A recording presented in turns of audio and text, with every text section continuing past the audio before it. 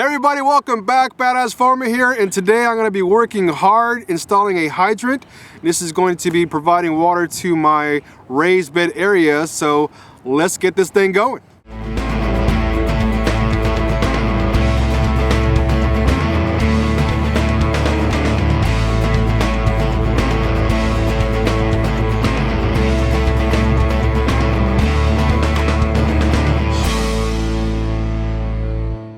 Alright guys, so what you're looking at right here is our raised bed area.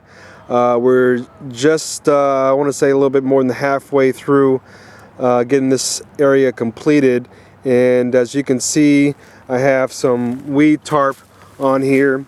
And we got them stapled down here with these little staples here. Probably every 4 to 5 feet.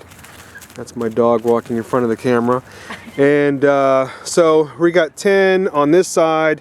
We got, and those are about I think 4x8s, and then we got some longer ones in the center. We're gonna put a couple of trees, one there, peach trees, and then we're gonna have another set of this 10 raised beds over here to complete it. So, but before I do that, I wanted to get a hydrant in here before I cover it up with the weed tarp, weed cover, and I'm putting in a 2-foot hydrant. And let's see if I can get a good view of that hole. That's a 2-foot hole. The trench, I kind of stopped it right there, but I got to finish digging that part out. But the rest of this is 2 feet, and which is going to be good enough to put the poly tubing in, which is this guy here. This is a 1 1/4 inch poly tubing, and poly tubing is really good. It's really frost resistant. I knew some guys who used PVC pipes, and you know, if you don't get PVC pipe at least 3 feet in the ground, you're going to be asking for trouble. But this is not going to be used in a winter time. This is primarily going to be in the spring and the fall type thing. So I'm not too concerned about running water when it's, you know, really cold out. But I did want to have something to provide water for this garden. So this raised bed area. So I'm going to have one there, and that's going to go all the way out. It's going to continue on. I'm not finished, so I got to bring another one all the way to the far side of that corner area there, and this will all be coming from the main line, which is near the pole barn. So it's gonna be a lot of digging. I was gonna get a trencher.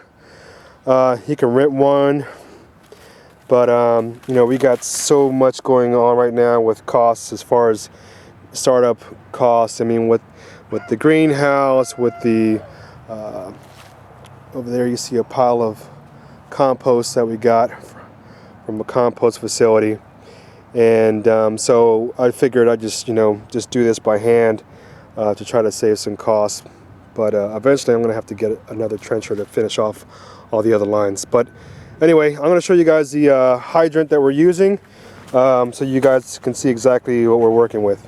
Okay guys, so this is the Clayton Mark hydrant, and we're trying this one out because we've seen a couple of different varieties, and I've seen some other ones that didn't work too well from what I've heard. So this one has a pretty good reputation. We spoke to our local supplier, and they had a lot of good things to say about it, plus it's under warranty. So we're gonna use this guy. I'm gonna go ahead and pull this out of the box so you can take a look at it more closely. Alright guys, so this is a close-up of the hydrant. Like I said before, I like this quality better because it just seems to be well put together.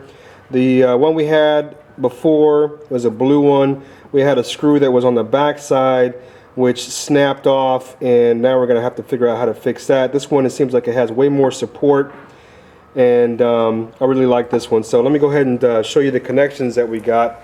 So far, to put all this together so that it will eventually connect to the poly tubing, we have 2 elbows. So this is one elbow, this is the other elbow.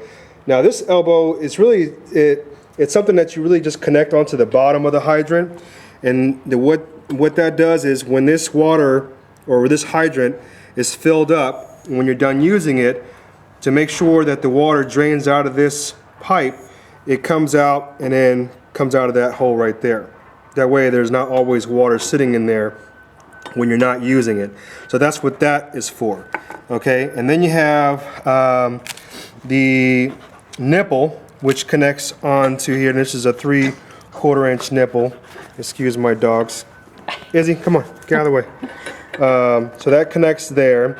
Then you have the bushing that will connect here. That's a 3/4 to a 1 inch. Then you have this elbow, which is a 1 inch from here to 1 1/4 inch from here, which connects the male insert. I don't know why they call them these like little perverted names. And then you have the clamp, which will, once the polytubing is on here, and it kind of tightens it and then prevents it from slipping out, which I'll show you later. So basically that's the gist of it.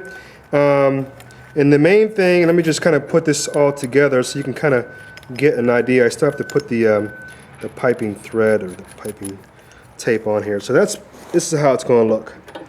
All right, and then when this is in the ground, we'll have probably a couple of inches of not wood pellets, pebbles. We have some stones that we're going to get. You can use gravel, but we're going to have a couple of inches on the bottom, and this whole thing will be covered up for 2 feet with the stones pellets. So that will be that. Now, as far as the tape.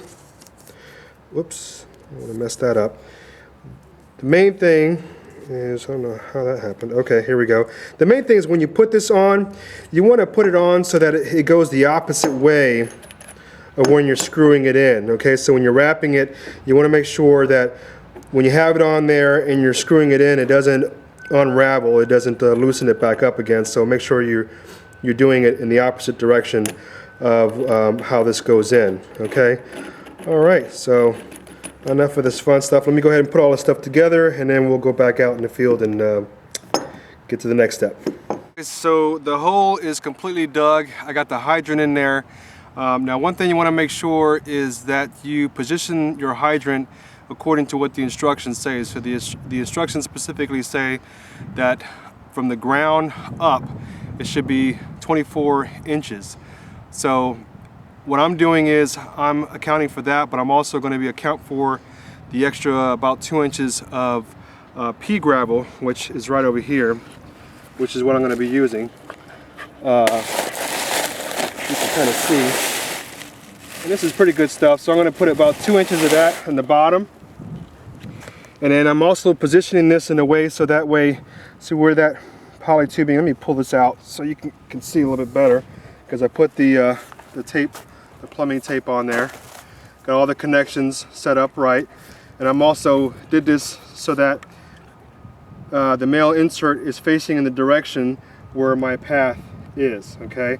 And what I did was I used this shovel here because it's really nice, it's really narrow. I don't want to move a whole lot of dirt, you know, like I said, I'm doing this by hand. And this was a real nice option because it's nice and narrow. It really kind of cuts into the ground like almost like a knife.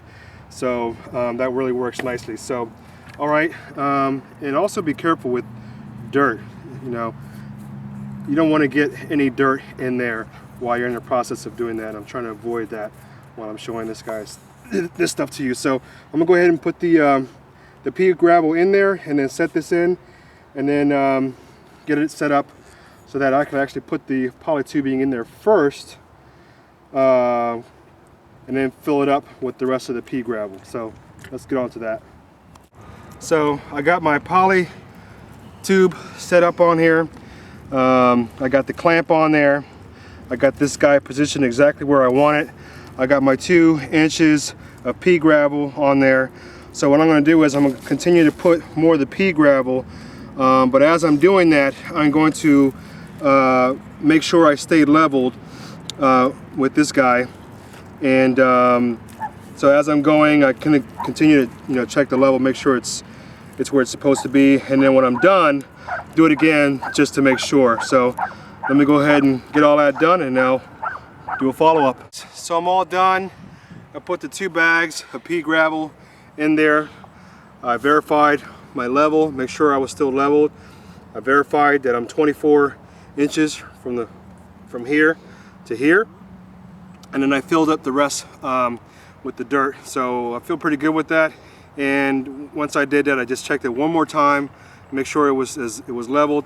And just one thing I did make sure I did before I even decided to do this arrangement, because this right here, this stake represents the corner of this raised bed area. So what I wanted to do was put one on one side. I'm going to eventually put another one on the opposite side of the raised bed area, but I wanted to do this so that way I can come back here, I walk back here, I turn this guy on, and I have enough space, because eventually there will be a fence, a little small fence over here, and I want to make sure I have enough arm room to be able to lift this up, because I don't want to have it up here to here, and the next thing you know, you're bumping into the fence. That's not going to work. So so that's pretty much it, guys. I'm pretty happy with this, and man, I tell you, don't underestimate what a man can do with his shovel.